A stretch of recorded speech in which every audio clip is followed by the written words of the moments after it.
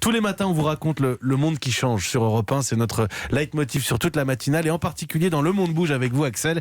La Grande-Bretagne serait-elle un contre-modèle en termes de croissance et d'emploi ? Le gouvernement britannique dénonce une économie qui repose trop sur le low cost. Eh bien oui, à force d'avoir dérégulé son économie et d'avoir promu, vous savez, les contrats 0 heure sous-payés, l'économie britannique est descendue en gamme. Elle s'est low-costisée, si l'on peut dire.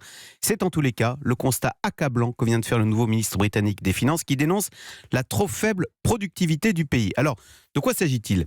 Eh bien, en dérégulant ainsi à outrance, la main-d'œuvre est devenue moins chère que les robots, avec des conséquences stupéfiantes. Le journal Le Monde a publié une enquête le mois dernier qui décrit la disparition des lavages automatiques de voitures, vous savez, à rouleau dans les stations-service. Pourquoi ?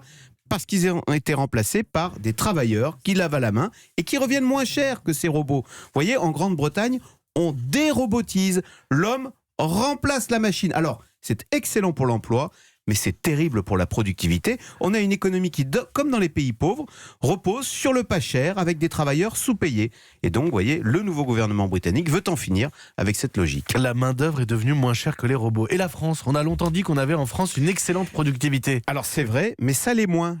En France aussi, notre productivité s'effiloche. Pour exactement les mêmes raisons. Les baisses de charges sont ciblées sur les bas salaires. On a assoupli les règles du travail. Alors certes, on a créé des emplois ainsi, ça c'est très positif, mais ce sont souvent des emplois de faible qualité dans les services, l'aide à la personne qui procure de petits salaires. D'ailleurs, vous savez qu'il existe en France un Conseil national de la productivité qui s'est officiellement emparé du sujet. Donc comment avoir une France plus productive ?